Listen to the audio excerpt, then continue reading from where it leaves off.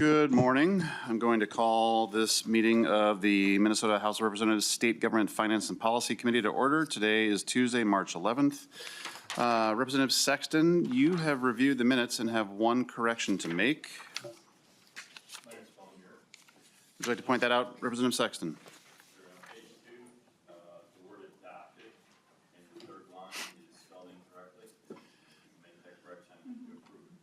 I was just wondering if we might be Dutch, adding extra O's into things, but Representative Sexton makes a motion to amend that.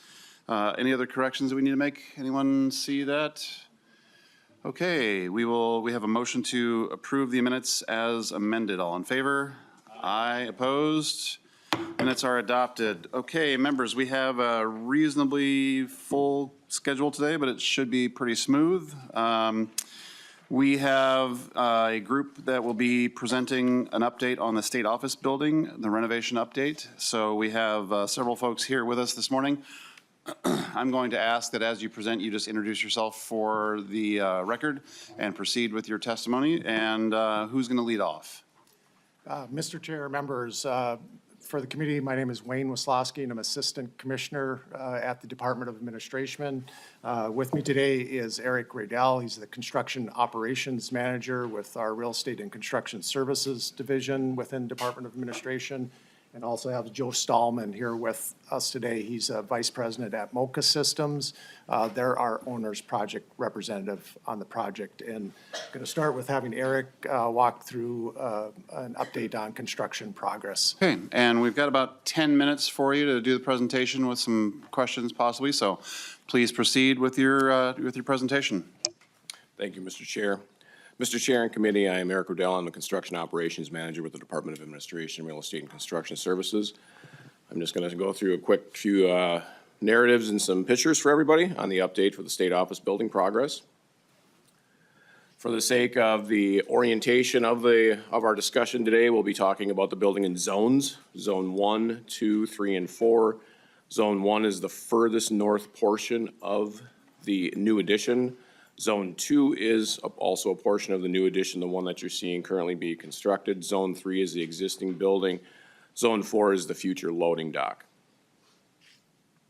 A quick update for zones 1 and 2. So currently in Zone 1, again, furthest northern portion of the building, we're working on concrete foundation walls for stairwells A and C.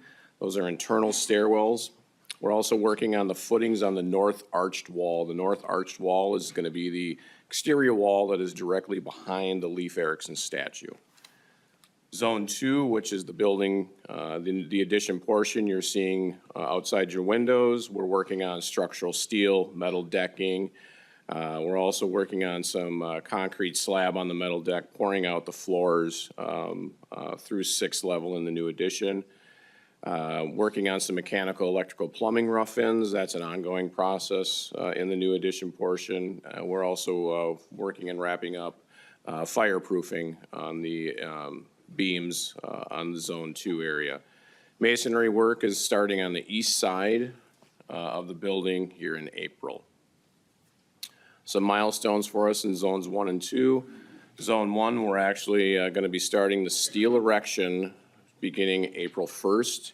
So you're going to start seeing steel being erected on the furthest north portion of the addition. And then the concrete slab on grade in Zone 1 will start in this summer in July.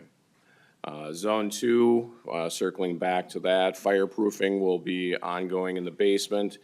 Priority wall framing will start at the basement and ground level, has started.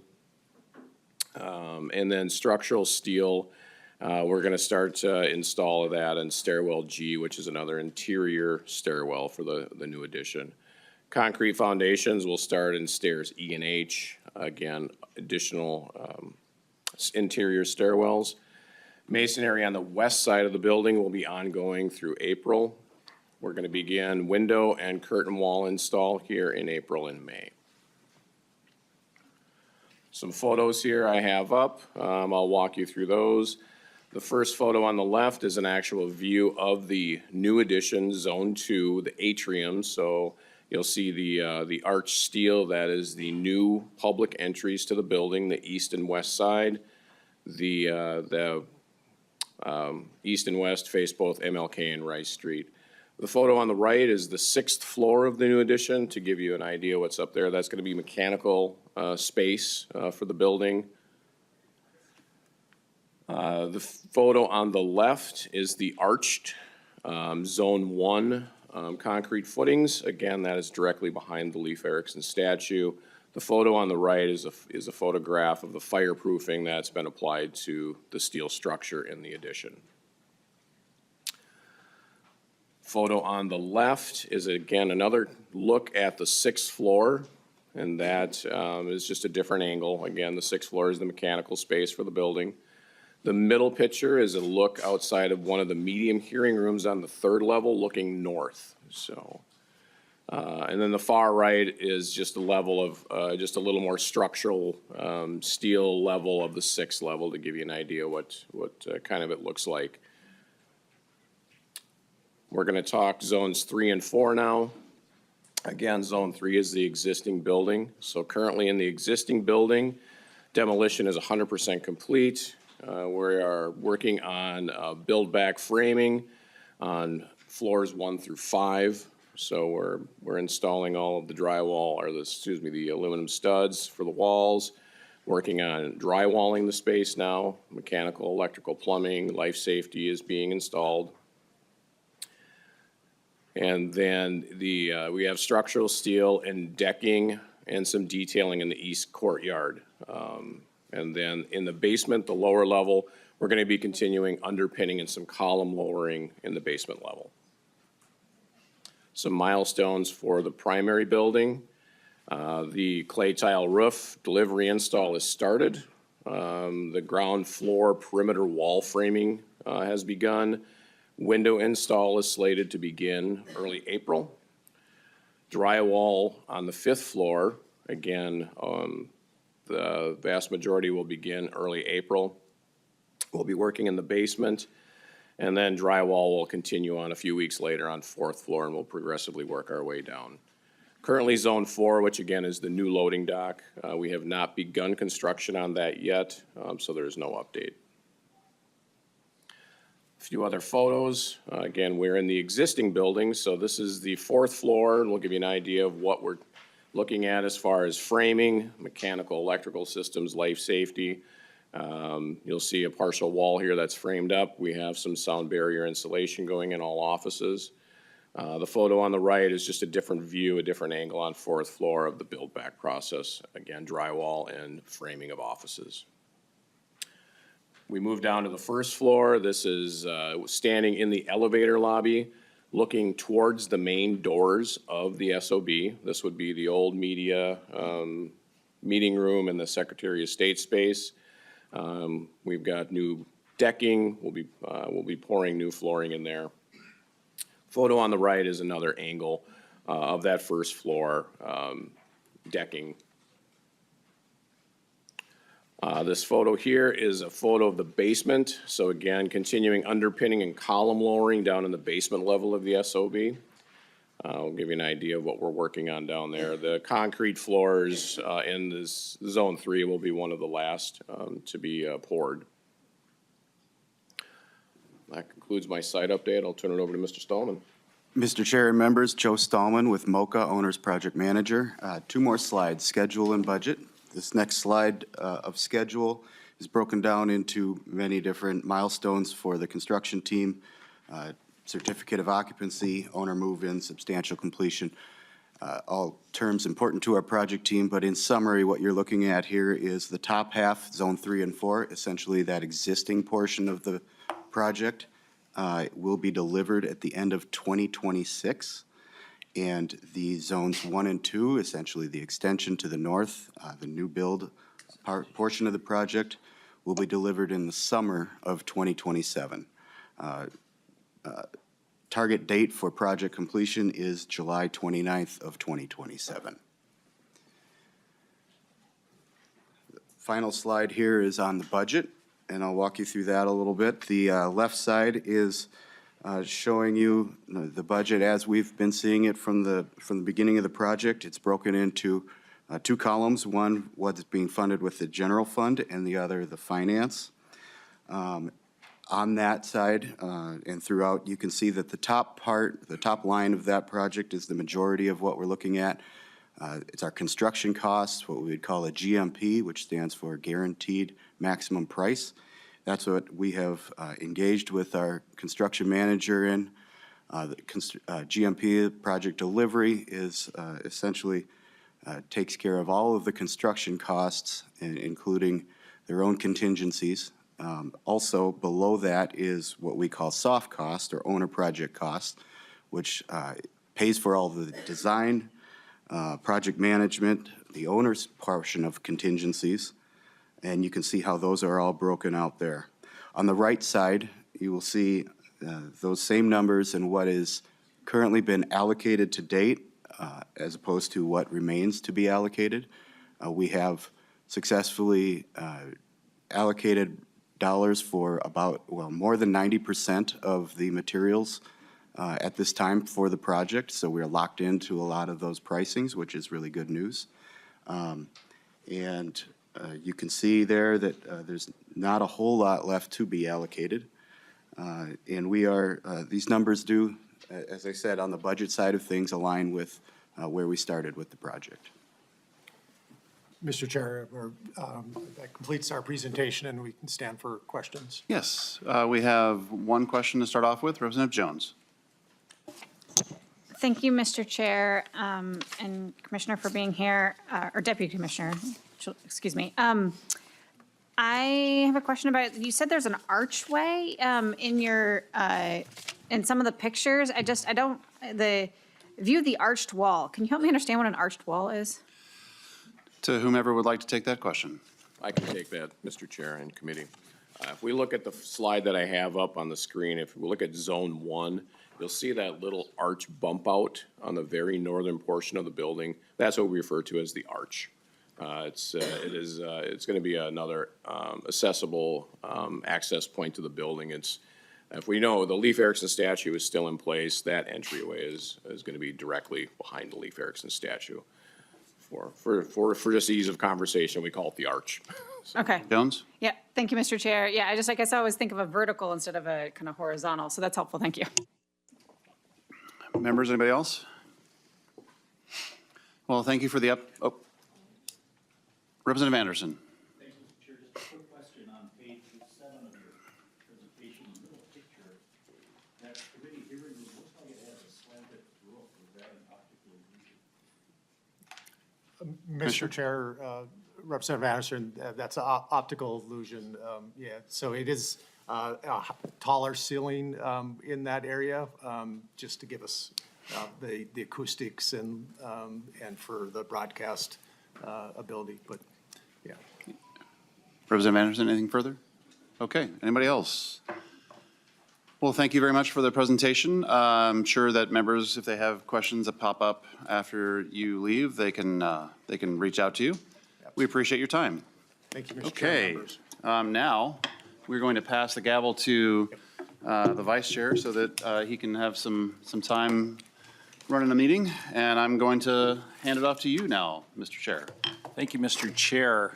And Representative Joy, if you'd make your way to the testifiers table. We're going to be hearing HF 1867, which will be re-referred to the General Registry. Is that accurate, Mr. Chair? Well, Mr. Chair, yes. Very good. And you have a okay, good. Representative Joy, would you like to move your bill before the committee? So move my bill 1867 to the, going from the General Register. To your bill.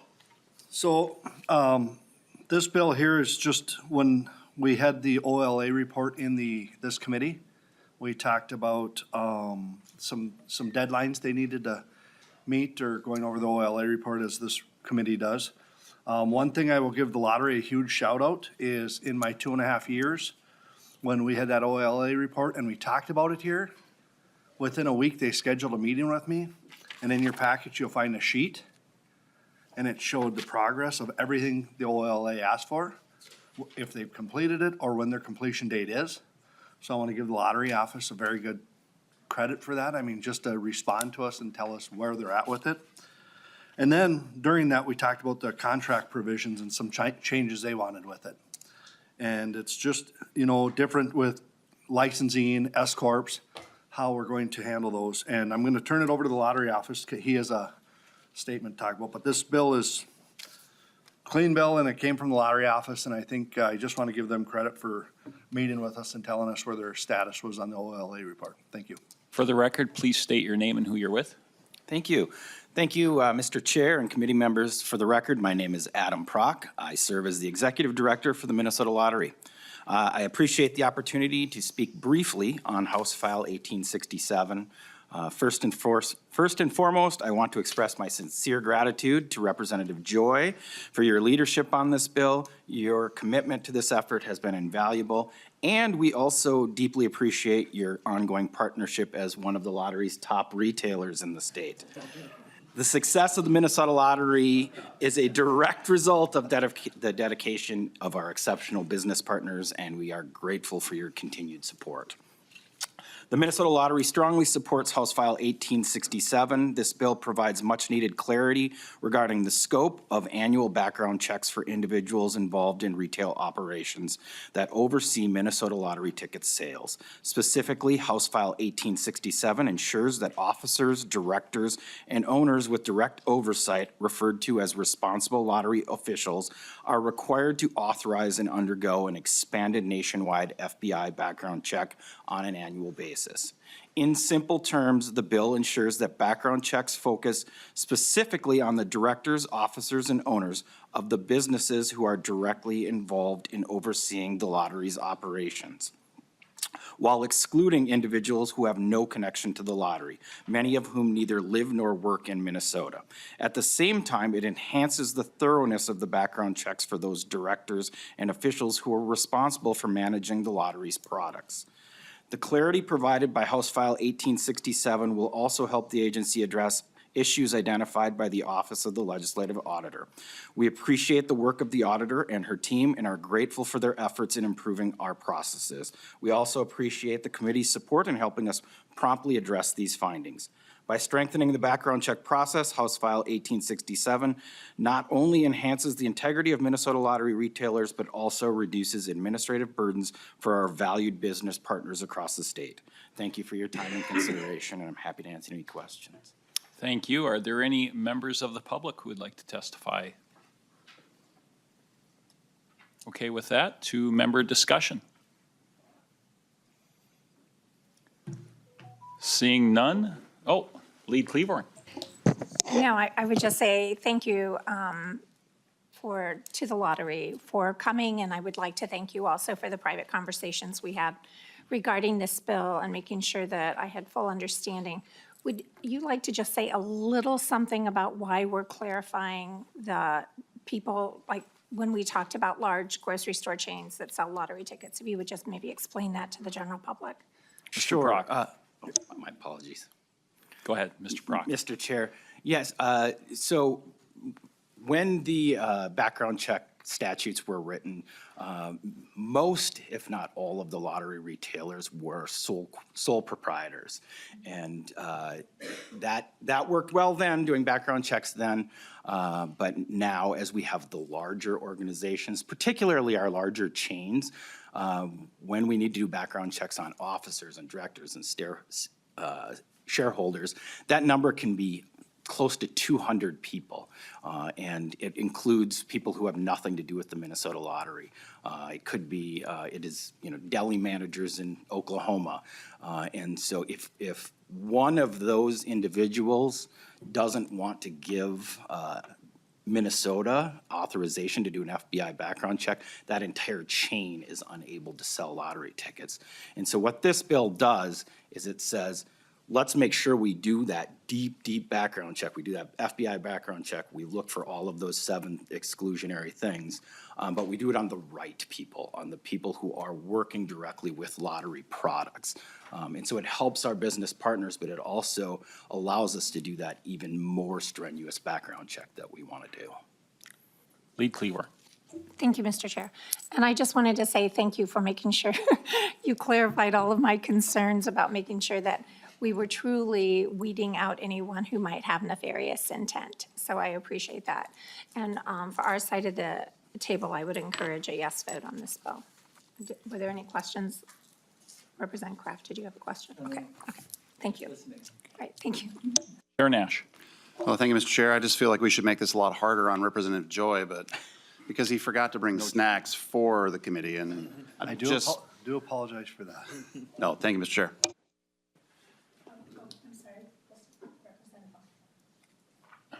Representative Bonner. Thank you, Mr. Chair, and thank you.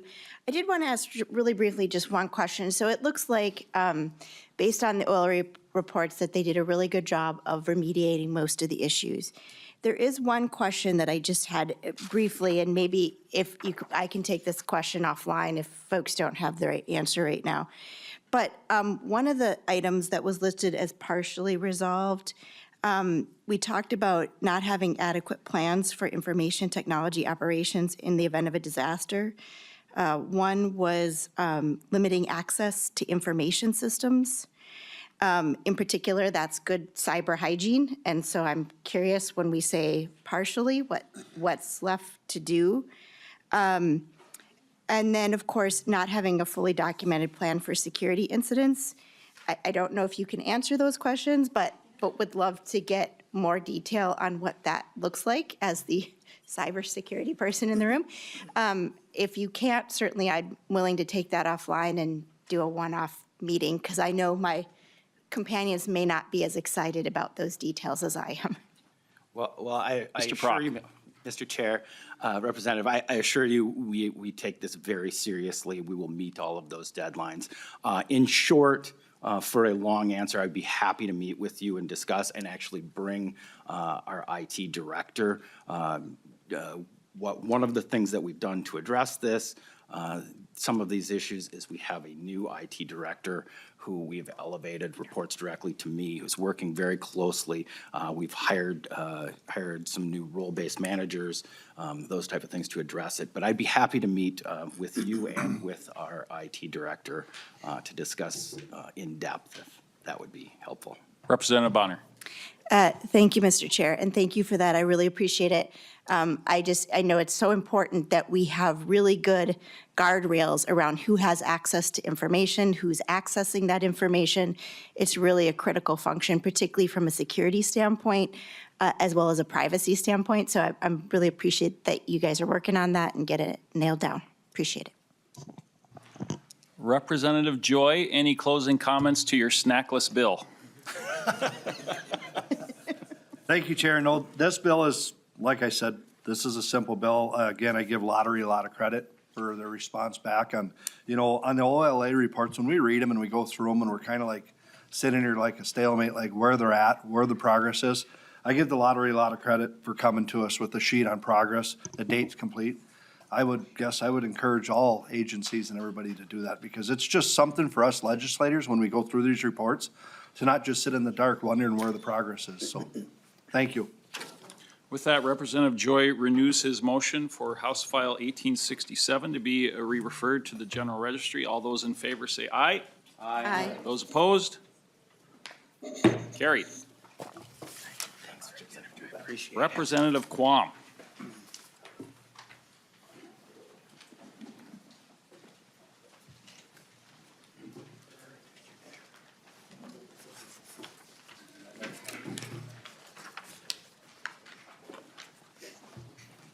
And Representative Quam, I believe your motion is to re-refer House File 1240 to the Judiciary Committee. Is that correct? That is my understanding, and thus I make the motion. Representative Quam, to your bill. Basically, this is clarifying, it's more of a technical bill, because a lot of the activities are basically already being done. I mean, the special reviews, that's being done. It seems a little more prevalent, I think, lately. The clarifying of, the officers that have the responsibility of notifying is being more specific and more inclusive. And frankly, I don't see this as being a controversial bill, but we do have the auditor here to be very detailed on any of the queries you may give. And I see you have Ms. Randall from the OLA here. Thank you, Mr. Chair, members. For the record, Judy Randall, Legislative Auditor. Thank you for hearing today's bill. This is OLA's housekeeping bill, is what I would say. It's pretty minor. If it would help everyone, I run through the provisions real quickly. So the first change is to establish a special reviews division. Right now, OLA has two divisions, the Program Evaluation Division and the Financial Audits Division. We have a special reviews unit, but it is not explicitly established in law. And over time, we have had more and more special reviews. We've received increasing number of allegations and complaints, and so elevating it to a division really simply reflects the role of special reviews within OLA.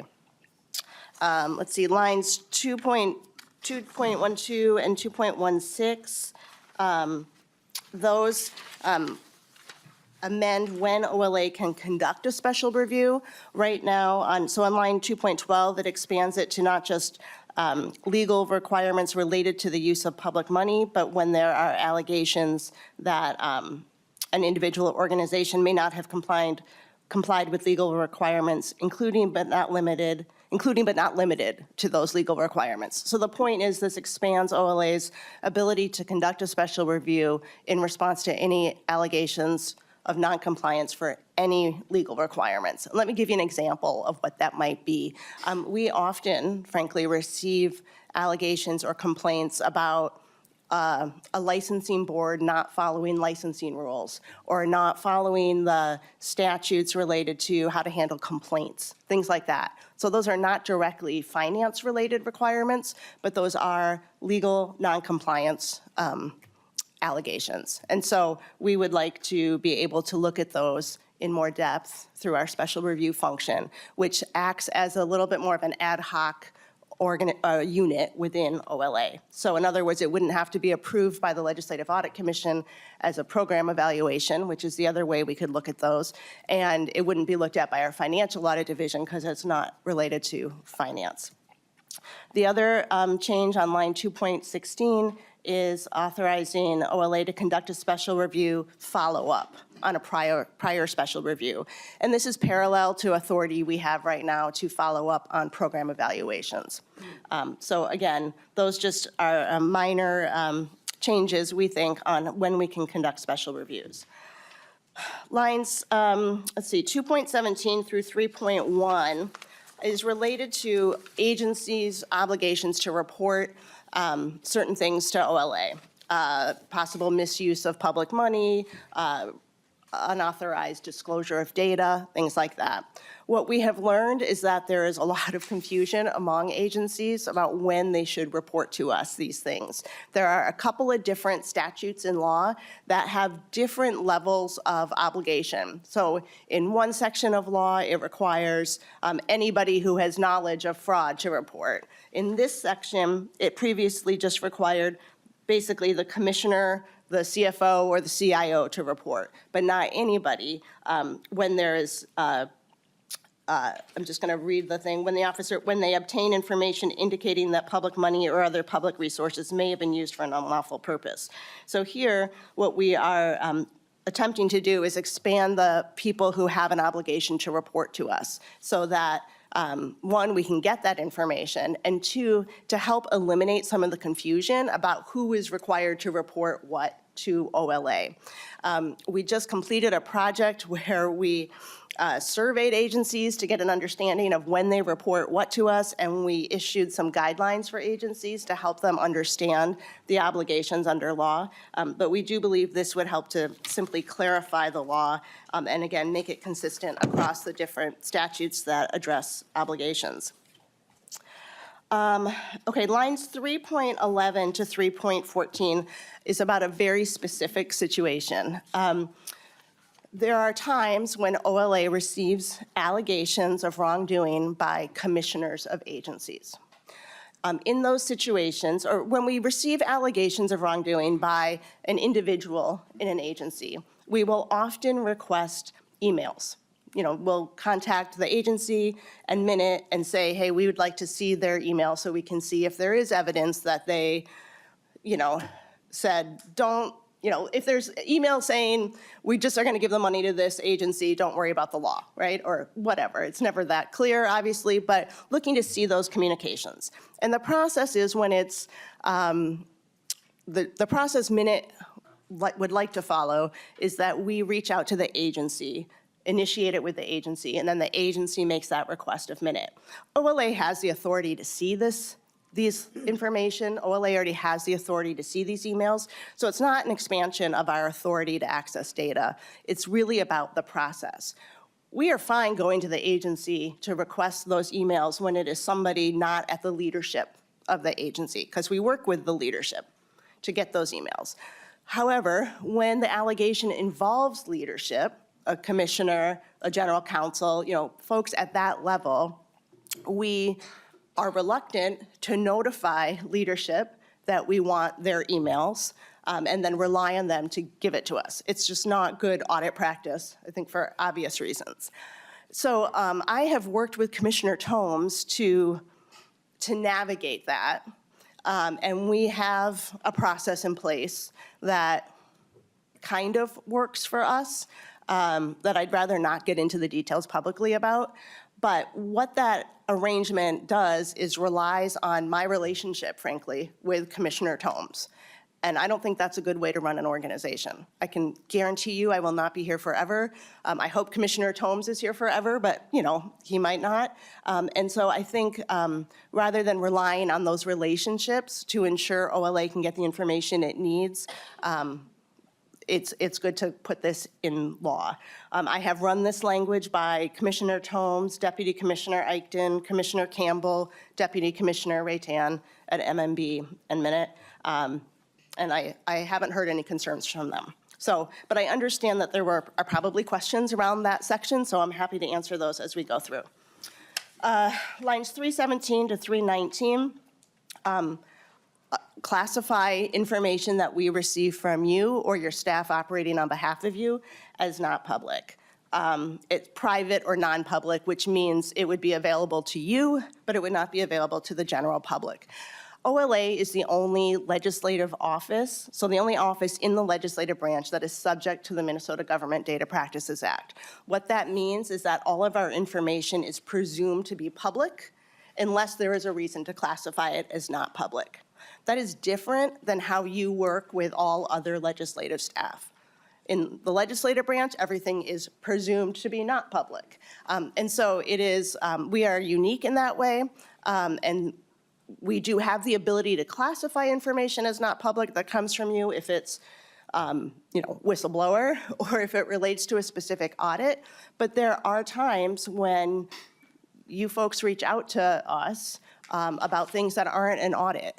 And if we do that in writing, that creates a government record that then would be public and would be, somebody would be able to request it. It's your choice, but I just want to be clear about the risks that are associated with that. So that's what lines 317 and 319 are about. 320 through 328 is related to the obligations to notify the legislative auditor that I discussed from lines 2.18 to 3.1. When we did have conversations with MMB about that language, they did express they had some questions about, well, how would it be implemented, you know, at each agency? And we said, funny, you should ask. We actually have in the bill an obligation that MMB develop a policy to implement it, and that seemed to satisfy them. And then finally, Section 7 is a repealer. This section repeals Minnesota Statute 16B.45. This is a section of law that was enacted in 1984 and authorized OLA to conduct IT audits. So interesting, back in 1984. We now have a much stronger section of law that allows us to do that in our section of law, 3.971 subdivision 6A. So the first part of this bill, of that old language is unnecessary.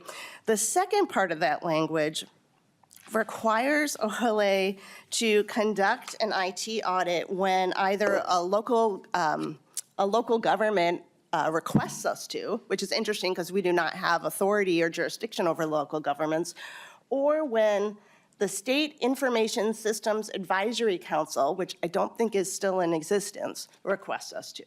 So for those reasons, I would recommend that we repeal 16B.45.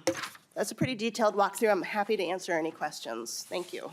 Thank you, Ms. Randall, for your testimony. Now, I doubt it, but is there any members of the public who would like to testify? Seeing none, we will go to member discussion. Representative Freiberg. Thank you, Mr. Chair. Thank you, Auditor Randall. You mentioned that the language on 3.11 to 3.14 was to deal with the specific situation of of a commissioner's emails. I mean, I see the term leadership used here. I see the term data used here. And I looked through the statutes related to the legislative auditor. I don't see definitions of either of those terms. I guess I have a couple questions. Is the term leadership restricted to commissioners, or would it include supervisors? Would it include managers, assistant commissioners? Just how broad or narrow is that term in your mind? Ms. Randall. Thank you, Mr. Chair, Representative Freiberg. I think it's a great question. In my mind, it's the commissioner, the general counsel, probably a CIO, so the most senior leadership of an agency. But I think that if we wanted to hone that and make that a little clearer or more narrow, I'm certainly open to that. Representative Freiberg. Thank you. Yeah, I think some more clarification there would be good. Similarly, the word data, I mean, is a much broader term than just emails. Like, would you be open to some sort of clarification there as well? Randall. Thank you, Mr. Chair and Representative Freiberg. I'm open to anything, first of all, so let me say that. I'm reluctant to put email in because I think that could become outdated. Honestly, I mean, I don't know how communication evolves over time, but I worry about being that specific. OLA already has authority and access and the ability to access data of any type.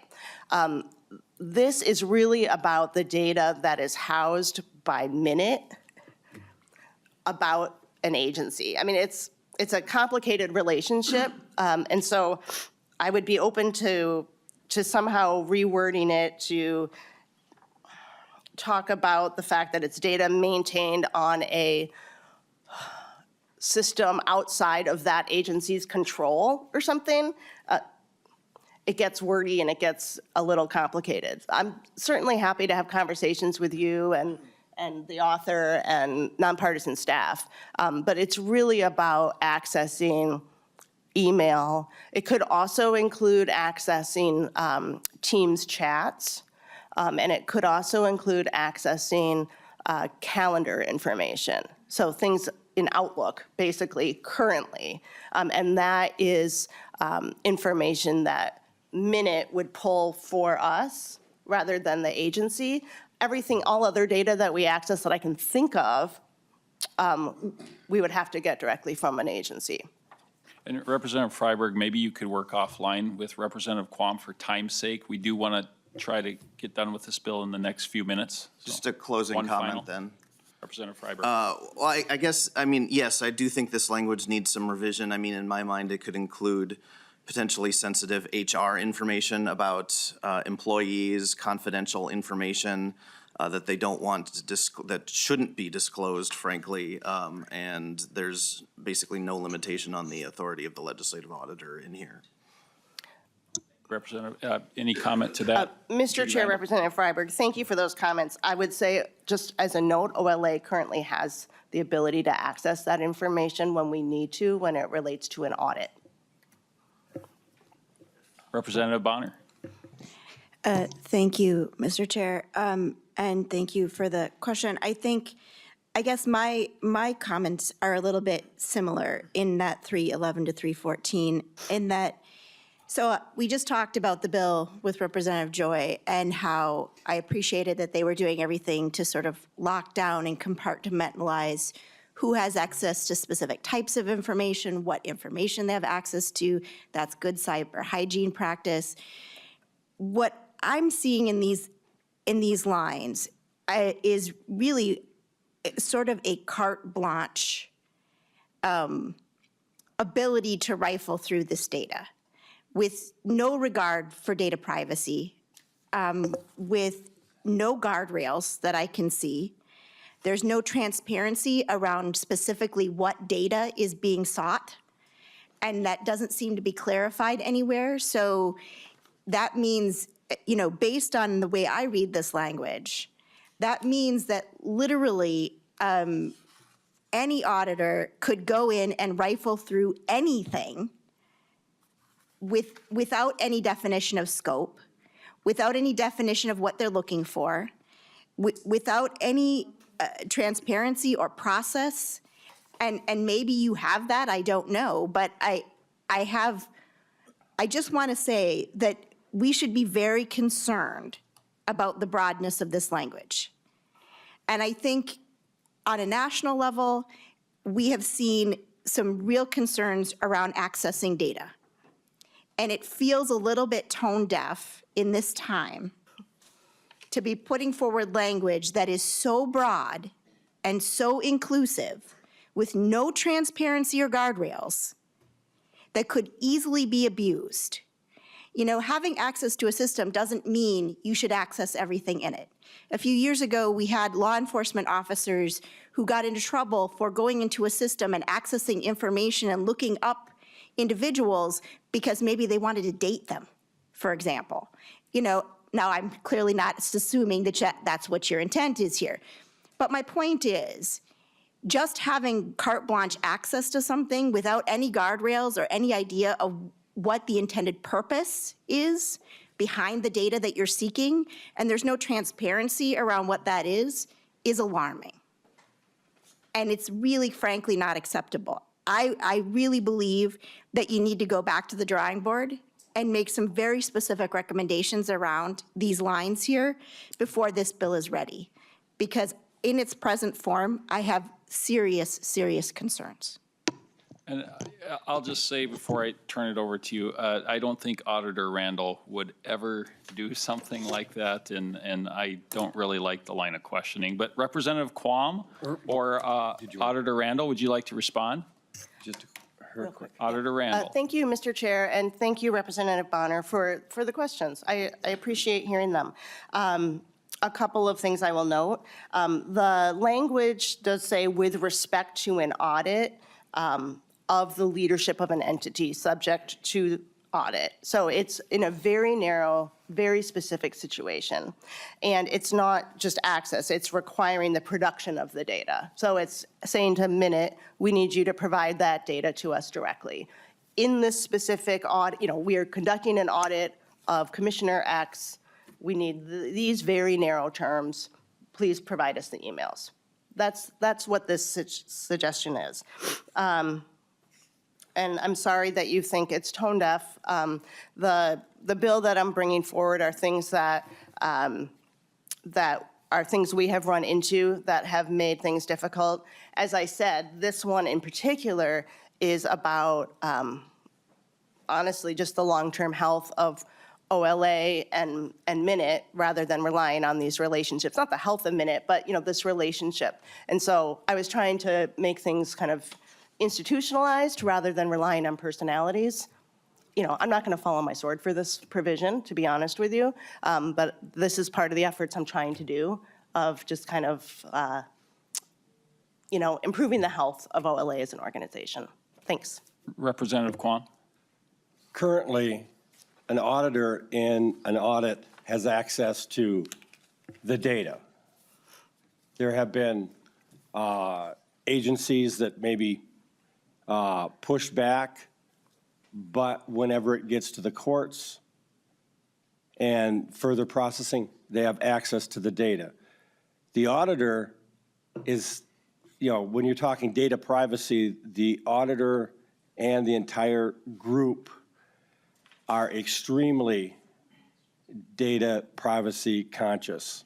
I'm in my 15th year on the Legislative Audit Commission, and there's a lot of information that is not shared.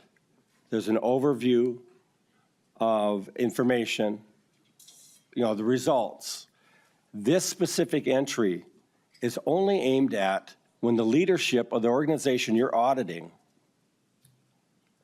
there's a concern about some activity, and instead of relying on the relationship, because Minute realizes, yeah, you're allowed this access, and it's reasonable for a person to think, if we're checking into the head of the organization, we probably don't want to be asking the head of the organization, we'd like this information because things get lost and shredded, et cetera. So the reasonableness of this section, I thought was pretty obvious. And if anyone has concerns, please come and talk to me or the auditor offline and actually better understand what auditing does, the function, and the great gift to us because it uncovers things that we can then fix as a legislature. Chair Nash. Thank you, Mr. Chair. To the auditor, Auditor Randall, do you already have access to the types of data that were just articulated by Representative Bonner? Thank you, Mr. Chair, Chair Nash. Auditor Randall, thank you. Thank you. Yes, OLA has access under our existing law to data of all classifications. Chair Nash. Thank you, Mr. Chair. And Auditor Randall, have you ever in the conduction of your job or your predecessor's conduction of their job ever heard from anybody that you were misusing data to forward any of your own personal agendas? Auditor Randall. Thank you, Mr. Chair, Chair Nash. Absolutely no. The other thing I would note is that, you know, our staff have professional standards that require, of course, integrity and professionalism. We also have a lot of checks on each other. We have a whole process to limit access to data to only things that are needed. I review data requests of agencies. You know, it's something, believe me, we do not want to take in data or access data that we do not need, because we are subject to the Government Data Practices Act, and folks can make data requests of us. And so we are very mindful about limiting access to only those data that we absolutely need to conduct our work. Chair Nash. Thank you, Mr. Chair. Lastly, I would encourage members to not impugn anything that the auditor is doing. The auditor is held to a very high level of standards, both in their enabling statute and by ethical standards that they have to abide by legally. So I would encourage everybody to just not get down the road that we just went down. Thank you, Mr. Chair. Representative Jones, quickly, we're running out of time. Thank you, Mr. Chair. Thank you, Representative Quam and Auditor Randall. I don't think we're far apart here, so I want to just maybe tone this down a little bit. I really appreciate this bill. I think there's a lot of improvements that can be done, so thank you for that. I think what maybe is just missing is, in order to get other data from an agency, there's the check of the leadership, right? And so I think the point here is that, well, there's no check on getting the information from the leadership. So I think we're just missing, like, we're missing one check. Like, how do we have one other kind of step to make sure that it is a legitimate ask? So I think if there can just be some problem solving around that, I think that's probably what we're looking for. Auditor Randall. Thank you, Mr. Chair. Thank you, Representative Jones. You know, I'm certainly willing to work with whomever to find a comfort language that helps. I would suggest that on line 312, where it says require the production of data, that means we don't just go in and grab it. We don't have access to it. We need to submit a request to Minute through their process, who then produces the data. So perhaps that it's not the agency check, because necessarily but it's a different agency check, perhaps. Thank you, Auditor Randall. Lead Cleavorn. Thank you, and I just want to start off with a clarifying statement to you, Mr. Chair. Oftentimes when we ask questions in committee, asking because we've received an email from one of our constituents or someone who works in an agency who may be concerned about a provision in a bill. I'm well aware, Lead Cleavorn. You don't need to explain to your questions. Further to you, Mr. Chair, I would say that it is important not to prejudge the questions than a member on either side of the aisle has before asking the testifier to state their answer. We are all carrying our legislative certificates, and we all have the right to ask whatever question we want. So I'm just going to ask you to please, in future, grant that grace to the legislator who's asking the question. Further, I want to make it very clear that the representative asking the question was not impugning anyone's motives and made it very clear at the outset of that questioning that they were not impugning motives. Lead So now I Cleavorn, will there's go to- nothing wrong with giving members a fair warning or reminder. Thank you. That To is your not- question. Thank you, that is not what I was saying. I said impugning the intent of the legislator who is asking the question. The legislator asking the question of the auditor made it very clear that they were not impugning motive or intent. Now, I will go to my questions, please, Mr. Chair. Please do. Thank you. So we heard a lot of things today in this committee, and I want to make it perfectly clear that when we talk about a bill that has to do with any agency, that we are not talking about the person at the lead of that agency, or in this case, the actual auditor sitting at the seat at the table, right? We are talking about the office of the legislative auditor. And you yourself have said that you will not be in this position for the rest of your life. So we have some auditor yet to come, right? So my questions have to deal with policy, procedure, and the office of the legislative auditor, right? So I just want to make that perfectly clear. So we just heard from Representative Joy. He had a lottery bill. Okay. And we also heard today that he's one of the top producers for the lottery. So now, the question would be, if you were to go to the lottery without their knowledge, right, because that's what this bill allows, you are going to do an examination of the lottery's data. You're going to go to Minute and say, give me everything you have. And I'm just using the lottery as an example, right? I don't know what access the lottery has with Minute. I have no idea. So now you are going to go to the lottery and you are going to examine all of their books. And Representative Joy has had to expose all of his financials to the lottery. So now I know exactly how many airheads he sells, right? All these things. There's also going to be personal data about him.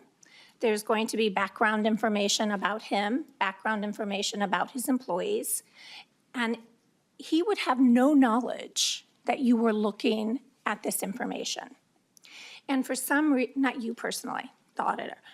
And for some reason, that auditor doesn't like anyone from his district, right? So now he or she would make this information public, right? The reason we put guardrails around data and the reason we make sure that agencies know is so that agencies can say, wait a minute, we have this tranche of data. Now, if you're saying you already have knowledge and you already are capable of getting this information, then I don't understand why we're giving you more power, right? Not you, Judy Randall, you, the auditor. So I'm a little confused as to the need of this. And when you talk about the fact that agencies generally are already very cooperative with you, right? But now this is going in and looking at everything without the agency having any idea. So the agency has no ability to go in and protect the information of Representative Joy's employees, right? The agency can't say, hey, wait a minute, I just want to make you aware. There is this email. We had a personnel concern and we want to make sure that this is really protected and it doesn't actually get through. I don't have any recollection, and you may be more knowledgeable than I, about any state employee who's ever been charged with any criminal intent in your reports. Is there? Any employee? Auditor Randall. Thank you, Mr. Chair. Thank you, Representative Cleavorn. OLA wouldn't charge anyone with a criminal thing. We have conducted special reviews, inquiries, inquiries, I would say, not a special review, of serious allegations against commissioners of agencies. And to do that, we need to have access to some information. A couple of things I wanted to ask. I think I heard you say that a disgruntled OLA employee would get super private access and then release it publicly. And if you said that. What I said, thank you, Mr. Chair. What I said is a fictitious auditor sometime in the future. It was just hyperbole. Auditor Mr. Randall. Chair, Representative Lead Cleavorn, I would just say if that happened, they would be fired immediately. That violates OLA policy, that violates auditing standards, I'm flummoxed, right? Just even by the thought of it, it's so antithetical to how OLA operates. Regarding, I'm looking at the language and I'm wondering if these would be comfort things, and we don't need to workshop it here, but if we limited it to email, that's fine, although I think it could get outdated. And then we could add without prior notification to or approval by the affected entity. I will note that, so you said, why do we need this? Again, if we need to have access to email to look into a serious allegation about a commissioner of an agency, we do not want to have to go to that agency's leadership and say, hey, we need you to pull for us emails that your commissioner, to or from your commissioner with these terms in it. Because we are concerned that then they will go to the commissioner and give the commissioner a day, 2 days, hey, heads up, we got this, and information can be, destroyed. This gives us the opportunity to first go to minute, say, we need emails to and from this commissioner with these terms in it. Once we know you have put a hold on it, we then notify the agency. Okay. And so I'm wondering if we can work into, I'm trying to not get too into the process, but that's ultimately what we're going for. Mr. Chair. Lead Cleavorn, any final comments for the committee? Well, I'm still asking my questions, please. One final question. Lead Cleavorn. Mr.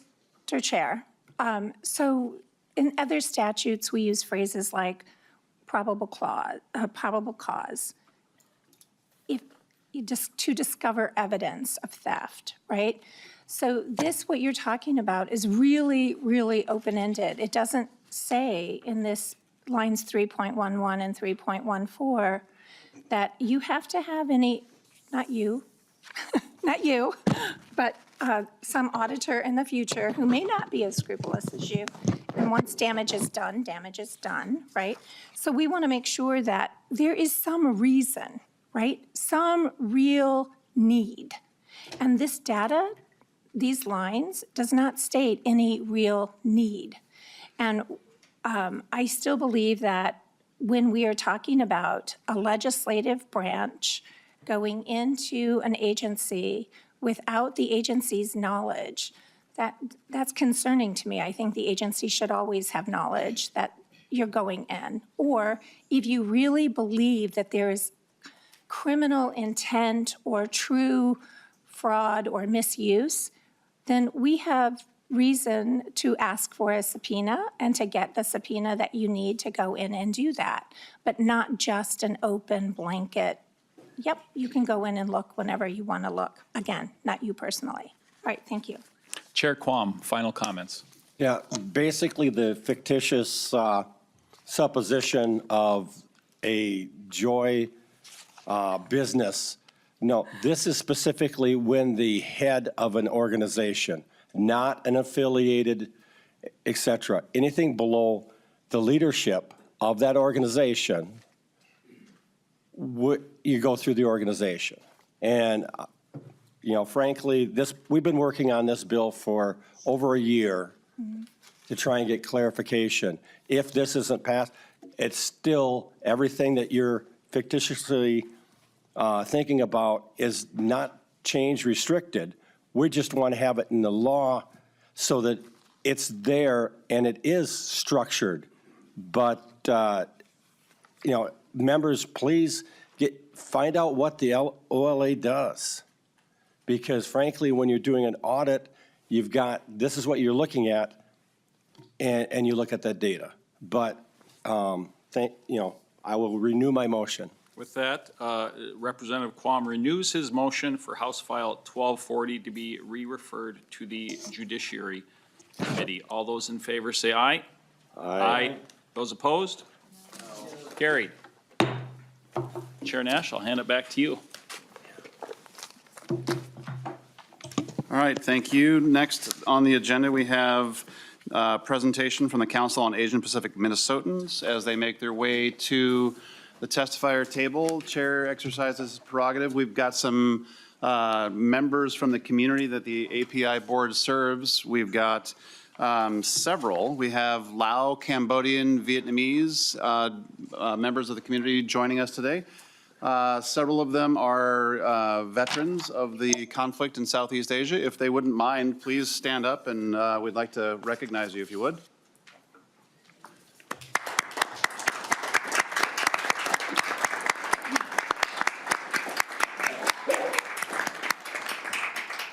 And then we'll proceed. Ms. Herr, thank you for coming to committee. I will say that I have served on your board, I think, for 6 years after you conscripted me, and I am no longer on the board, but was grateful for that opportunity. If you would, introduce yourself for the record and proceed. Good morning, Chair Nash, Lead Cleavorn, and members of the committee. For the record, my name is Sia Herr, and I serve as Executive Director of the Council on Asian Pacific Minnesotans. Some of you may know that I am now the longest serving executive director of the 3 ethnic councils as I began my tenure in March of 2013.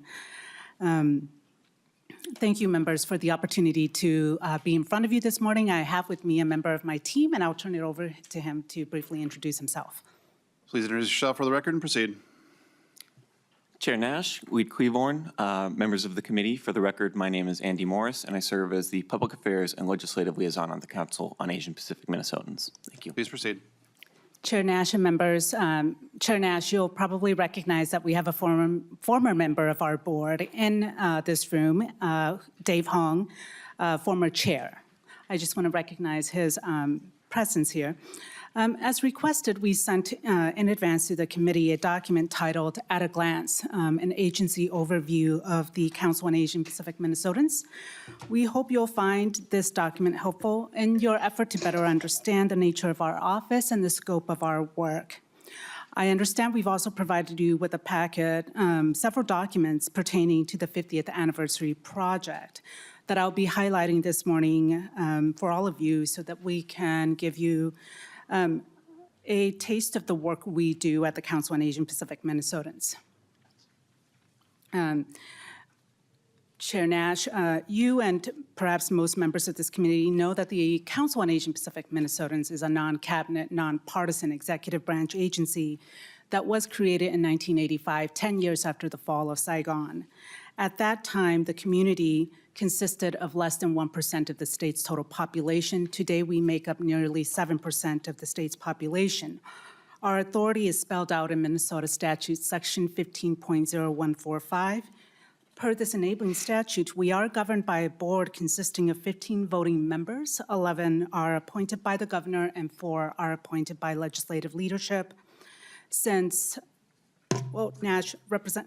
Chair Nash has already pointed out that he served on our board until recently. Chair Nash was the House Republican member. Thank you, Chair Nash, for your participation on our board and your engagement in and with our communities. You have assumed your next duties, so we look forward to having Representative Mueller on our board as the next House Republican member. The work of the council is carried out by a small team of 4 full-time employees. This team consists of myself as executive director, Mai Tong Vang as our office manager, Jesse Evian as our research director, and Andy Morris to my left as our public affairs and legislative liaison. As you can see on the agency overview, we are entirely funded by general fund appropriation. We at the council are charged with working on behalf of an incredibly diverse community of Minnesotans with roots in countries such as Afghanistan, India, and the Federated States of Micronesia. Our community is estimated to be more than 365,000 strong. We reside in every one of the state's 87 counties. Our community is also one full of complexities and contrasts. Some of us came to this country and this state as immigrants or refugees, while others have been Minnesotans for generations. And our community consists of more than 40 distinct nationalities, speaking even more languages and dialects, making English the unifying language. Our community is unique from other states' API ancestry communities in that ours is refugee experience majority. This majority includes the Cambodian, Lao, Hmong, and Vietnamese who resettled in Minnesota after the Vietnam War. These communities often refer to themselves as Hmong American, Cambodian Minnesotan, because of our pride in our state and in our country.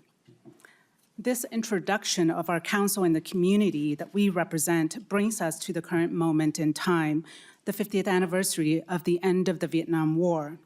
Since 2022, our council has been working on what we have dubbed the 50th Anniversary Project. This morning, I'm emphasizing this project because this is a prime example of how we carry out our statutory role and responsibilities. In April of 1975, Saigon fell to the communists. That summer, the Pathet Lao assumed control in Laos, and later that year, the Khmer Rouge began its reign of terror in Cambodia. The end of the conflict in Southeast Asia in 1975 paved the road to the arrival of the first Southeast Asian refugees to Minnesota in that winter. Today, Minnesota is home to an estimated 12,000 Cambodian Americans, 100,000 Hmong Americans, 15,000 Lao Americans, and 32,000 Vietnamese Americans. As the state's chief expert on these communities, we know that the Vietnam War, which was truly the conflict in Southeast Asia, involved not just Vietnam, but its neighboring countries of Laos and Cambodia. Our council, with key partners such as the Minnesota National Guard and the Minnesota Humanities Center, has worked hard to tell the stories of these veterans and their communities who fought alongside the Americans, including Minnesotans, in this decades-long conflict. We, at the Council on Asian Pacific Minnesotans, are trying to more accurately state what occurred in Southeast Asia between 1954 and 1975. Our council's idea to commemorate these communities on the 50th anniversary of the fall of Saigon comes from a very moving experience that I had while I was a guest of the South Vietnamese veterans for their Black April commemoration in 2022. At this event, the veterans asked me if the state agency on Asian Pacific Minnesotans will lift up and honor the Vietnamese Minnesotan story. I was struck by their sincerity in asking that our council encourage our state government to recognize and honor their heroism and sacrifices. I remember feeling a deep degree of shame that we had not done this before. At this gathering, there was an exhibit consisting of paintings that detailed South Vietnamese soldiers at the moment that they were instructed to lay down their arms and face an uncertain future that for many included re-education camps, which many did not survive, a loss of personal possessions, and for some, the chance to come to America. The Lao, Cambodian, and Hmong have similar stories. We can do the math. It's been 50 years. We've already lost a chance to honor most of the veterans in our communities. Minnesota has been a leader in recognizing and honoring our Hmong American community for its contributions via the Secret War. The Lao Hmong Veterans Commemorative Memorial on the Capitol lawn is one of the best testaments to this fact. Given our statutory role and responsibilities, the council officially began convening conversations with leaders in our Cambodian, Lao, Vietnamese, and Hmong American communities in the winter of 2023. The Cambodian, Hmong, Lao, and Vietnamese ancestry communities have a shared story. They are heirs to a legacy of America's involvement in Southeast Asia. Last session and in this session, our council has and continues to work closely with Chair Nash and other legislators on bills intended to honor and recognize these communities. Our work with legislators to pass these bills is an important step in the right direction at a time when there is but a small number of veterans still with us. In carrying out our role as both advisor and advocate, we ask that the legislature provide funding for the joint commemoration event later this fall and for the Cambodian, Lao, and Vietnamese communities' respective commemoration programs. Chair Nash, Lead Cleavorn, and members of the committee, this brings me to our council's budget request for the next biennium. We are requesting a $370,000 increase over our base, which would allow us to add one additional full-time employee to our small team.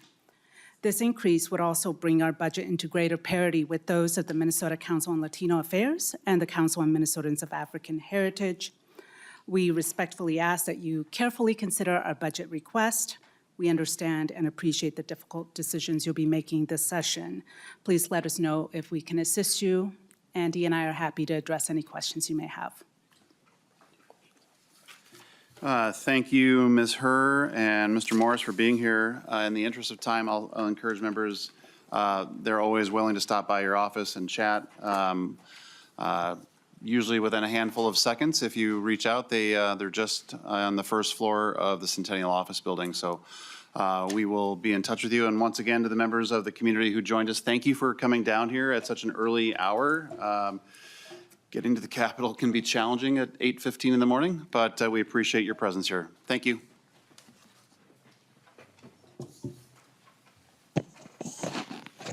Thank you, Chair Nash. And now we will be hearing from the Council on LGBTQIA2S+. We'll hear an overview from them. Please state your name for the record and begin your testimony.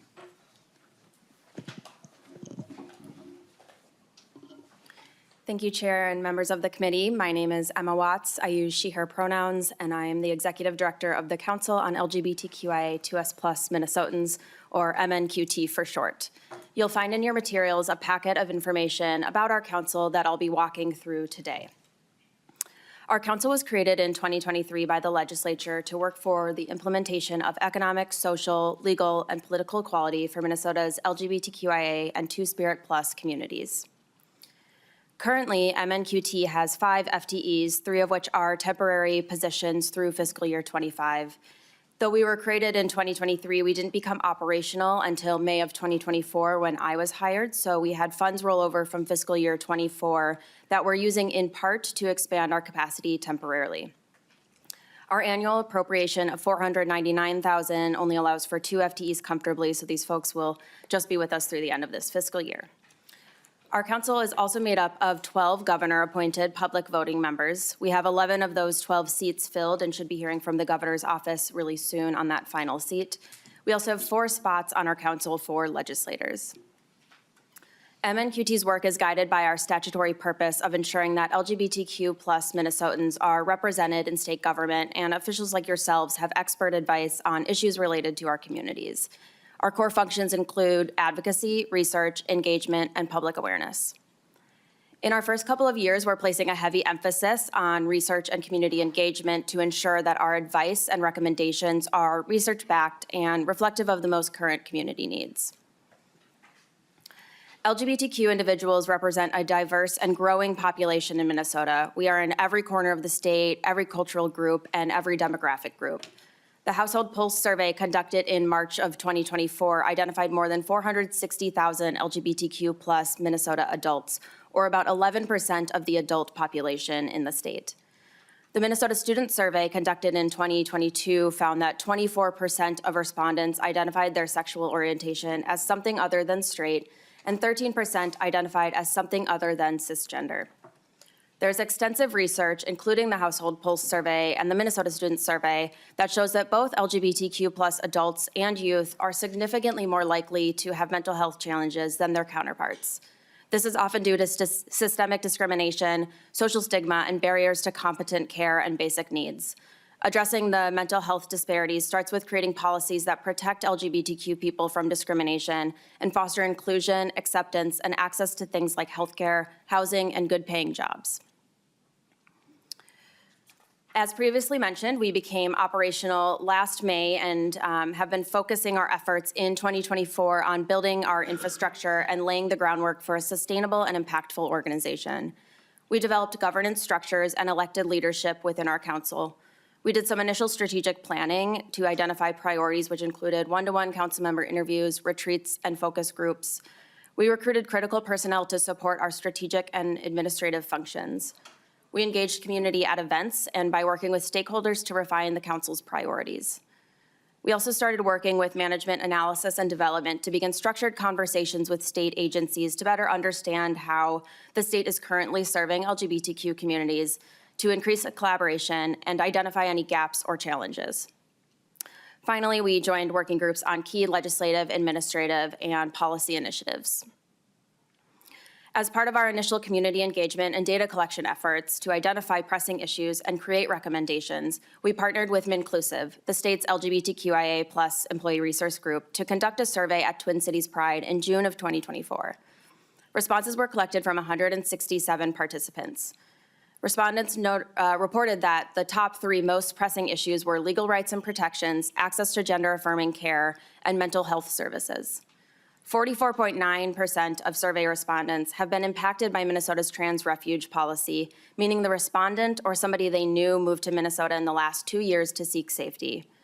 67.1% of respondents experienced discrimination or harassment in the last year, noting public spaces, workplaces, and online as the most common places for maltreatment. As a new state agency, strategic planning has been the cornerstone of our work to align our efforts with the pressing needs of LGBTQ Minnesotans. We developed emerging strategic priorities and issue priorities. Those emerging strategic priorities are conducting research, engaging community, and advancing community interests. Our emerging issue priorities are support for transgender youth, equity for LGBTQ people in rural areas, addressing racial disparities within our communities, support for aging LGBTQ+ individuals, economic development, state funding, and access to mental and physical health care. In 2025, we've got some big plans. We are leveraging rolled over funds that expire June 30th to implement research and community engagement initiatives that are well underway. We're conducting a Minnesota LGBTQIA2S+ community needs assessment, which is a comprehensive project designed to identify priorities and challenges facing our communities through 3 key components: a community needs survey, which we'll be launching this week, community conversations, and an organizational assessment. The survey will be available to LGBTQ individuals 18 and older and to parents and caregivers of LGBTQ youth. It's designed to gather individual perspectives and key insights into issues and challenges facing our communities. The community conversations are small group discussions designed to gather insights from underrepresented LGBTQ communities, ensuring their unique experiences and priorities shape the broader community needs assessment. The Community Partner Survey will gather insights from organizations serving LGBTQ communities to understand their challenges, resource needs, and priorities, ensuring that services and policies effectively support the diverse needs of the LGBTQ community. The goal of this project is to use data to create policy, administrative, and funding recommendations for the governor, state legislature, and other state agencies. We're also conducting a state agency scan to make actionable recommendations for improvement and collaboration across the state enterprise. And lastly, we're developing a 3 to 5 year research agenda and building partnerships with academic and research institutions to continue data collection efforts. Thank you for the time today. I'm happy to answer any questions, and I look forward to continued discussion about our work and Minnesota's LGBTQ community.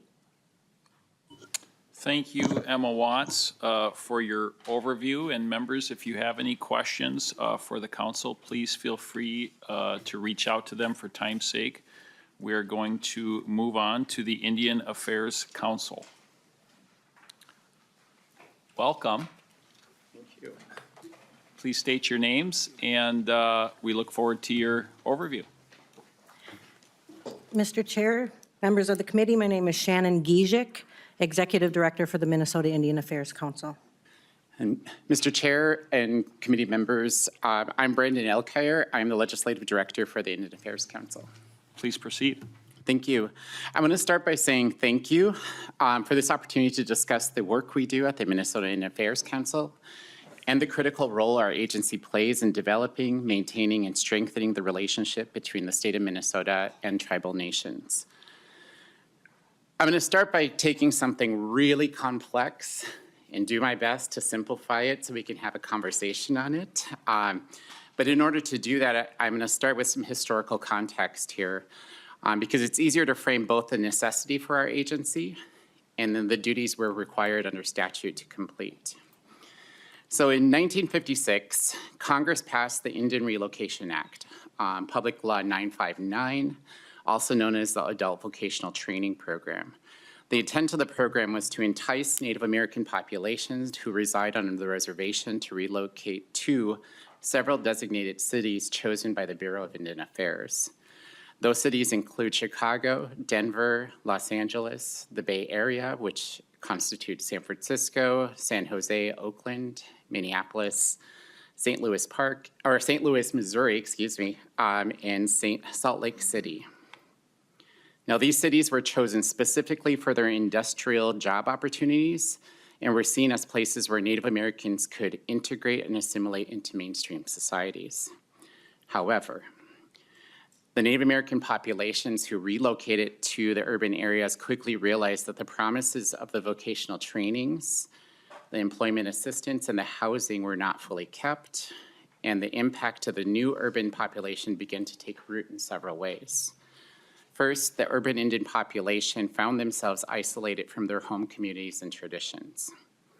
Keep in mind that during this era, there was no cell phones.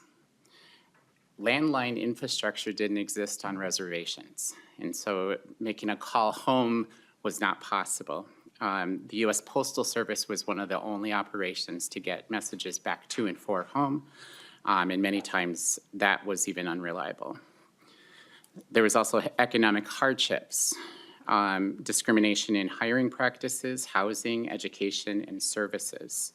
Housing, meaning only low-income housing in poor neighborhoods was accessible to the urban Indian population. Services, meaning emergency service like police and ambulances. There were very low rates of responses when members would call from these areas, especially in times of emergency. The cost of living calculus was a lot higher than expected, which led to higher rates of poverty and houselessness. There was high rates of unemployment because the vocational trainings that were promised were not delivered. Then we experienced the loss of language with our next generation of students growing up with speaking only English. And then the diminished ability to engage with ceremony, lack of representation on government at all levels. In the mid-60s, a group of Native American grassroots organizers established the first community council as a measure to address these impacts. In 1963, through the efforts of these organizers, the first Indian Affairs Council was codified under Minnesota Statute 3.922. This is the first and oldest council of its kind in the nation and has been referred to as a model for how to coordinate engagement between tribal and state. We are a nonpartisan, non-cabinet agency, and our mission is to protect the sovereignty of the 11 Minnesota tribes and ensure the well-being of American Indian citizens throughout the state of Minnesota. The Indian Affairs Council has 11 duties under the statute that can be summarized under 4 cardinal categories: technical assistance and advisory, our liaison role, educational programming, and addressing discrimination. So what does this look like in practice? For technical assistance and advisory, it means analyzing and making recommendations to all levels of state government on programs, services, policy, legislation, and data practices. An example would be, we are currently in the middle of working on a disparity report for our community that we can share to make the policy decisions on how to allocate funding. It's not there yet, we're close. For our liaison role, the most noticeable is our coordination with the government-to-government engagement. You see this through our MIAC board meetings, which we hold quarterly, which is a convergence of state leadership and elected tribal leaders. And so I've seen many of you at those board meetings, and I look forward to seeing you again. To coordinate on and advise at a multi-agency response to various issues. I have a good example of this, how this works. Traditional medicine for programming and rehabilitation. We started partnering with the University of Minnesota to take over their medicine garden so that we can distribute that medicine free of charge to our various agencies that utilize it within their own state agencies. That includes DOC, MDE, OHE, and then our various urban Indian orgs. And then I've been party to several agreements proctored between state agency and tribal nations, including joint power agreements, MOUs, and many other. Educational programming, we currently have done on a local level several trainings through our cultural resource team on the implications of Minnesota Statute 307.08 and NAGPRA. We also work with OSA to do a lot of these trainings and deliver them at county boards, the Attorney General's office, and county attorneys. Under this, we also include our language revitalization program. Under the statute 3.922, we've done several trainings on what we do as an agency and how we can be supportive to all the work that everyone else is doing. And federal Indian law trainings, I've done several on a federal level with EEOC to address discrimination on how it impacts tribal nations and the implication of utilizing federal Indian law as a component to examine the data. Excuse me. And then we've done federal trainings for the US Census on the use of political status versus race. There is a uniqueness and a challenge to our work. The uniqueness begins with the composition of our board, which consists of elected tribal leadership, state legislators. Currently from the House side, we have Rep. Hudson and Rep. Keeler. From the Senate side, we have Senator Kunish and Senator Utke. And then we have cabinet level commissioners that participate in our board 4 times a year. This composition is a true government to government endeavor and continues to wield many positive conversations and actions. The board meeting is a resource to state legislature, community, and partners who wish to engage with tribal nations. There are several challenges to the work that MIAC has successfully navigated over the years. The first is the depth required for us when we make our analysis and recommendations is a unique attribute to MIAC. Because tribal nations are inherently federal, any analysis and recommendation would include a federal consideration. This means that we take a holistic approach in our analysis and recommendations when reviewing both federal and state policy impacts to tribal nations. MIAC is mandated to be in spaces that could have tribal implication. Because tribal nations have every facet of government, our team is in many spaces across many disciplines. This means we're expected. Mr. Alkire, I'm sorry, I'm gonna have to have you wrap it up in about 2 minutes. We've got 2 more councils to hear from. Yes, Sorry. we will get Thank through you. it quick. This means that we're expected to be and required to be subject matter experts in every space that we enter. The beauty of the challenge is that we are able to see a macro view of the issue and offer the best advice for policymakers and tribal leaders. In conclusion, the core of our work is building relationships at all levels of government, private sectors, and community-based organizations. The outcome from our 62 years of service is that the state of Minnesota has built many mutually beneficial relationships, partnerships with tribal nations, and continue to coordinate innovative ways in which we can deepen these partnerships and relationships for the benefit of us all. So thank you. Thank you, Mr. Alkire. Proceed. Mr. Chair, may I add just one, thank you. I just wanted to let the committee, let the committee know that we are currently staffed at 8 FTE, 9 including myself. We do operate 2 distinct programs, statewide programs, our language program, grants program, as well as a cultural resource program where we are a regulatory agency and have authority over American Indian protection on state and private lands. Thank you. Miigwech. Thank you for your overview, and we appreciate what you do. Thank you. Okay, we're going to hear next on the Council on Latino Affairs.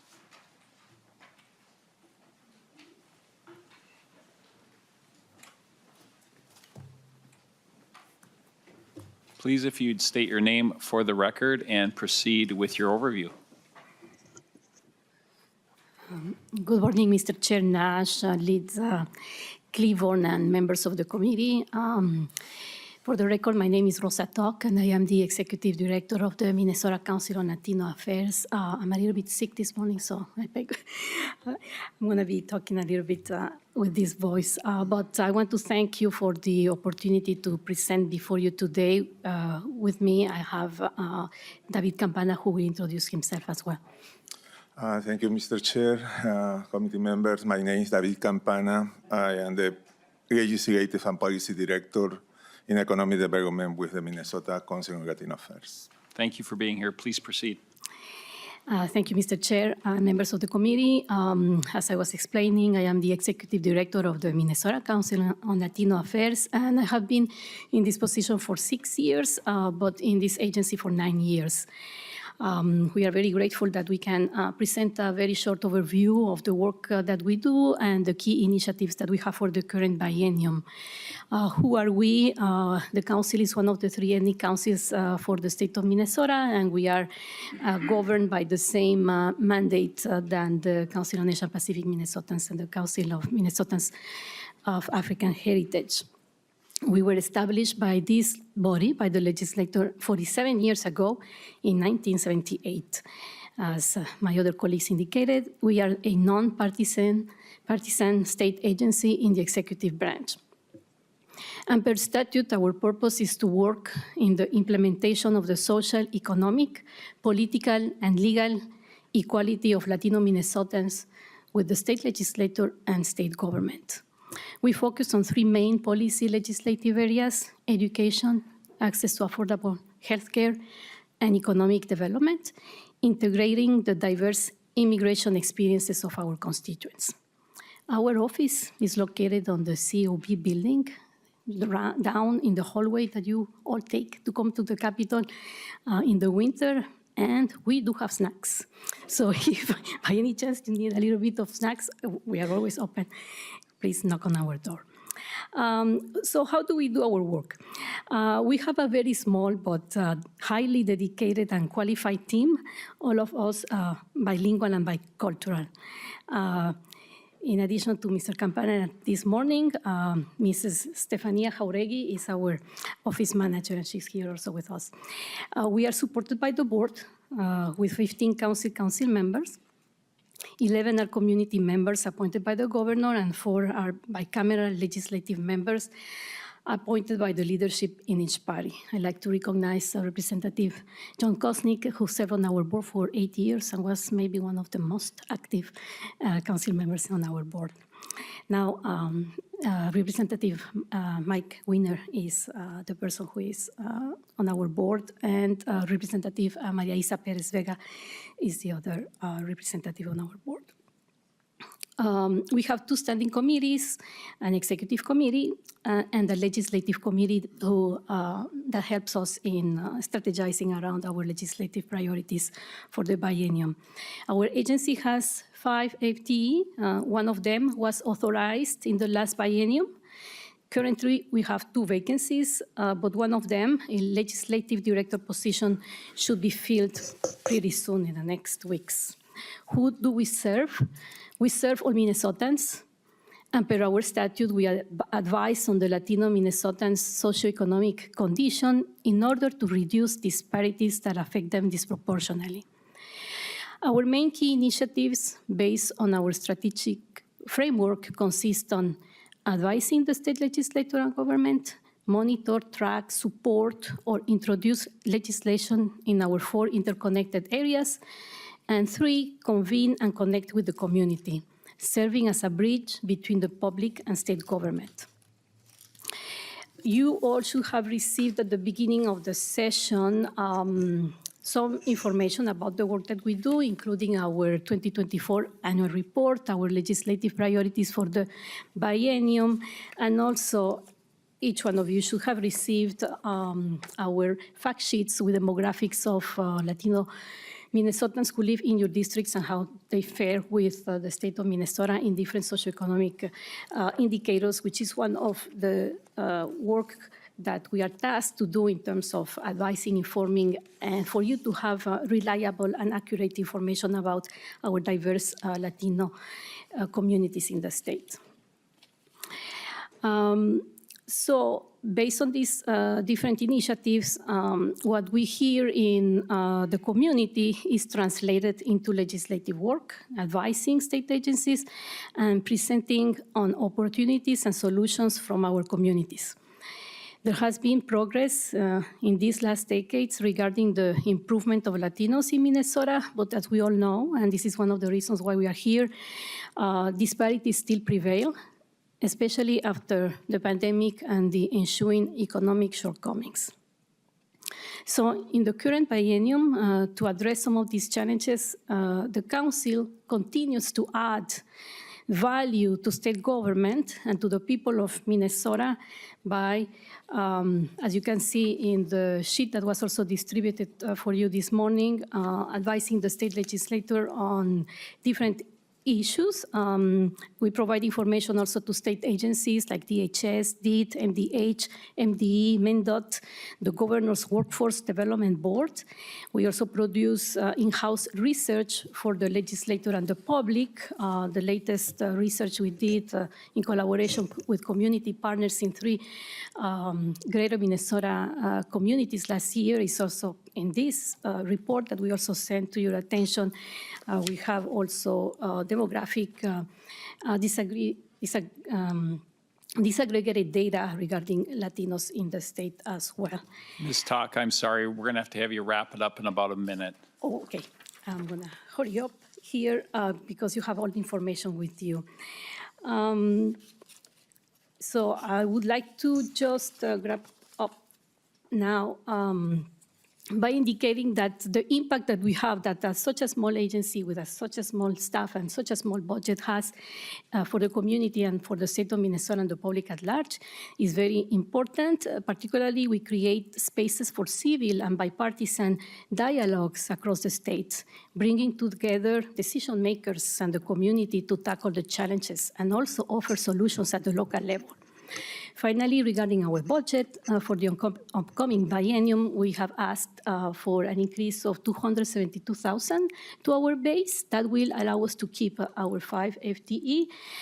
If not, that would result in cutting 1 FTE. So I will also encourage you to take that in consideration and take into account that our budget is very small compared to the budget for government and state government and Veterans Affairs. It's less than 1%, 0.07% of the budget for this jurisdiction, and even smaller for the budget for the whole state. So our ask is that this committee and this body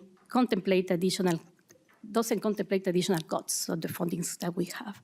And once again, thank you for your time. We will be happy to respond to any questions. Thank you. Thank you for your overview. And again, if you have any questions for the council, please feel free to reach out to them. Thank you, and I apologize again for the shortage of time. Okay, next we're going to hear from the Council on Minnesota's of African Heritage. Please state your name for the record and proceed with your overview. Welcome. And members, I'll just, we're probably going to go a couple minutes over here.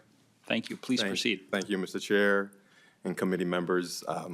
My name is Theodore Rose. I am Managing Director for Policy with the Council for Minnesotans of African Heritage. I want to just say that my ED, Linda Sloan, would have loved to be here today, but she's injured and cannot make it. So we send our apologies. But I will be speaking on behalf of our council. Thank you again for the opportunity. I'll be discussing the work of our council. My remarks will be high level, especially with the shortage of time, but I will ensure that the committee and the committee members receive our annual report, which provides a more detailed account of our agency in terms of a detailed profile of the organization. And for sure, I look forward to continuing the conversation with each of you about the work of the council. So in terms of what I want to provide today, I want to, in getting into some aspects of our work, I want discuss a little bit about market trends that we engage with as a council and for our constituency, some examples of some public issues for our constituency, and then some examples of strategic initiatives or success stories. So the council's constituents are Minnesotans who self-identify as African American or African immigrant, Black American or Black immigrant. There are more than 500,000 such Minnesotans, and they live in the metro area and throughout greater Minnesota. And we make up, those Minnesotans make up the second largest population group in our state. The census has identified more than 60 cultural groups or subcategories within this constituency. The census also acknowledges that African heritage constituents are undercounted here in Minnesota and around the country. So our council works with, so one of the things we do is we work with the state demographer, we work with community partners on advocacy and education strategies to help improve the accuracy of population count. Greater accuracy would reveal even greater cultural diversity within the constituency. Based on the statute and how the terms in which the categories of these people self-identify, they're drawn from 60 countries, more than 2,000 languages in the continents, in Africa and the Caribbean in terms of languages and dialects. So there's a broader pool that Black folks in Minnesota are connected to. Two additional structural dynamics or nuances that I just want to note that really shape our work and the approach to our work. African heritage constituents are incredibly valuable to the Minnesota economy as business entrepreneurs and workers. At the same time, our constituents are negatively impacted by various intergroup and intra-group disparities in education, health, jobs, safety, and other indicators. So that's a key concern for the community and the work of our board, our council. Another issue, African heritage constituents are a young population. Our youth are critical to Minnesota's population growth. At the same time, African heritage residents are also part of Minnesota's aging population, and our seniors have unique service needs based on culture, history, and language. So a little bit on examples of public issues that we work with. SEMA's community-led priorities include civil rights and public safety, housing instability and generational wealth, mental health and wellness, and measures that close opportunity gaps for children and families. Two examples of this work. So in terms of Black housing and generational wealth, the council works with on nonpartisan, bipartisan strategies, I would say, bipartisan strategies for addressing Minnesota's housing crises, especially as these crises impact our constituents. The homeownership rate is more than 70% in Minnesota in general, as a whole. For Black folks in Minnesota, it is less than 30%, right? Most Black households rent, and they also are more likely to be rent cost burden, which means that they pay more than 30% of their income on rent, and in some cases also excessively cost burden in terms of paying more than 50%, right, of their income on rent. So the council, SEMA, we support public measures that tackle high costs. We also work with constituents and lawmakers on legislation to address Black homeownership and wealth gaps. That's a key priority for us. In the area of, another example for these public issues I'll give is in the area of children and families' well-being. We work on bipartisan strategies for addressing racial disparities in health and wellness for Minnesotans' children and families. An example there, the Black children are overrepresented. This has been a key aspect of our work for a number of years. Black children are overrepresented at every stage of the child protective services, right? And this leads to racial disparities in child removal and out-of-home placement. Experts call this problem child welfare disproportionality, and it contributes to myriad developmental, health, and socioeconomic challenges for impacted individuals. SEMA works with community and policy stakeholders on the statewide efforts to address child welfare disproportionality and improve protections for impacted children and families. And for sure, I want to recognize the work of the Minnesota legislature and folks in this room in advancing really important bipartisan legislation last year to address this particular issue. I'll take a step towards how our state addresses this issue. Some other examples in concluding, in terms of some of our initiatives, I guess I want to just, second some of the comments that have been made by our partner organizations, other ethnic councils, the Indian Affairs councils, et cetera. SEMA, from my own standpoint, working for SEMA, our councils are uniquely positioned within state government to build and rebuild productive, respectful, and trust-based relationships with our respective communities. I think that's a really important thing to understand about the work that we do and the kinds of the experience that we have with our communities and how they see our advisory bodies. Among the African Heritage constituencies, Mr. Rose, I'm going to have you wrap it up. I do apologize. Absolutely. So let me just conclude on this one. The reason that productive connections are important because our communities, part of the challenges that we face is the inadequacy of those connections with government processes and resources. So I'll definitely be providing more details, and you're familiar with our work in terms of, I think that everybody should receive the annual report, but I'll ensure that that goes to you. But community meetings, policy reporting, and technical assistance to aid community participation in government and lawmaking, and stakeholder coordination to support policy development across cultures and sectors, right? Government, community, professional practitioners, faith groups, et cetera, is key to the work that we do. And again, I will flag that in 2024, a key focus for us was expanding our reach in our constituency across culture and geography, and also the important and very celebratory bipartisan passage of the African American Family Preservation and Child Welfare Disproportionality Act. But I thank you very much. Excellent job, Mr. Rose. And again, thank you for being sensitive to the time. With that, members, we need to, if you could help collect your papers for recycling and help us clean up. With that, the State Government Finance and Policy Committee is adjourned.